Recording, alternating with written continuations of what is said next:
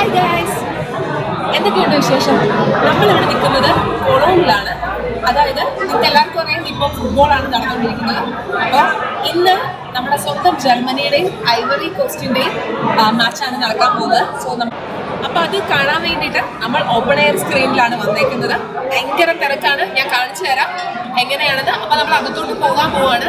ഇപ്പം ഇനിയൊരു half an അവറും കൂടി ഉള്ളൂ. അപ്പം ഞാനും ഭയങ്കര എക്സൈറ്റഡ് ആണ്, ആദ്യമായിട്ടാണ് കാണാൻ വേണ്ടി പോകുന്നത്. അപ്പം നിങ്ങൾക്ക് എല്ലാവർക്കും welcome to the world of Germany through Malayali from Deutschland. Bye. ഇങ്ങനെയുള്ള ഓപ്പൺ സ്ക്രീനുകൾ സിറ്റിയുടെ പല ഭാഗങ്ങളിലും കാണാൻ കഴിയും. ജർമ്മനിയുടെ പല തരത്തിലുള്ള ജേഴ്സികളാണ് ഒട്ടുമിക്ക ആരാധകരും ധരിച്ചിരിക്കുന്നത്. ചെറിയ രീതിയിലുള്ള ഡിന്നർ സെറ്റപ്പും ഇവിടെ ഉണ്ട് കേട്ടോ. നല്ല ചൂടുണ്ട് ഗൈസ്, രാത്രിയാണെങ്കിലും. ജർമ്മനിയുടെ നാഷണൽ ആന്തമാണ് ഈ കേൾക്കുന്നത്.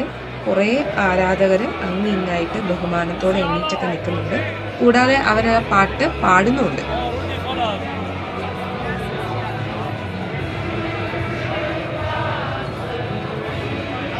ഐവറി കോസ്റ്റിന്റെ നാഷണൽ ആന്തമാണ് ഇപ്പൊ കേൾക്കുന്നത്. അപ്പം ഈ ടീമിന്റെ ആരാധകരെ ഇവിടെ ഒന്നും ഞാൻ കാണുന്നില്ല കേട്ടോ. ഇപ്പൊ രണ്ട് ടീമിന്റെയും പ്ലെയേഴ്സിനെയാണ് കാണിക്കുന്നത്. രണ്ട് ടീം പ്ലെയേഴ്സും നല്ല തകർപ്പൻ കളിക്കാരാണെന്നതിൽ ഒരു സംശയമില്ലല്ലോ. അങ്ങനെ മാച്ച് സ്റ്റാർട്ട് ചെയ്തു ഗൈസ്.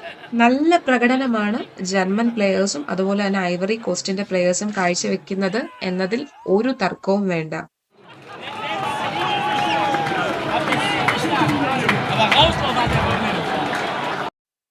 അങ്ങനെ ഒട്ടും പ്രതീക്ഷിക്കാതിരുന്ന സമയത്താണ് നമ്മുടെ ഐവറി കോസ്റ്റ് ഒരു ഗോൾ അടിച്ചത് ഗൈസ്. ജർമ്മൻ ആരാധകരെല്ലാം തകർന്ന് തരിപ്പണമായി. അങ്ങനെ കാത്തിരുന്ന് നമ്മുടെ ജർമ്മനി ഒരു ഗോൾ അടിച്ചു. അങ്ങനെ ബ്രേക്ക് ടൈം ആയിരുന്നു. ആ സമയത്ത് നമ്മൾ Rosemary cut off with sauce കഴിച്ചു. അങ്ങനെ വീണ്ടും കളി തുടങ്ങി.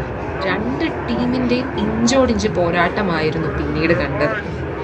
സമനിലയിൽ പിരിയുമെന്ന് വിചാരിച്ചതാണ്. ആ ഏറ്റവും ലാസ്റ്റ് മൊമെന്റിലാണ് ജർമ്മനി വീണ്ടും ഒരു ഗോൾ അടിച്ചത്.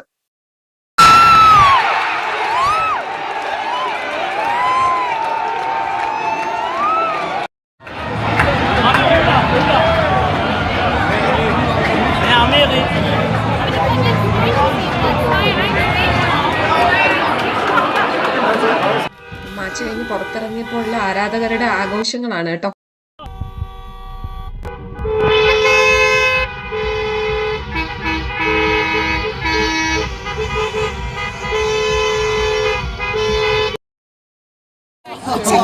അപ്പോൾ ഓക്കെ, പുതിയ വീഡിയോയുമായിട്ട് ഉടനെ വരാം. Stay tuned.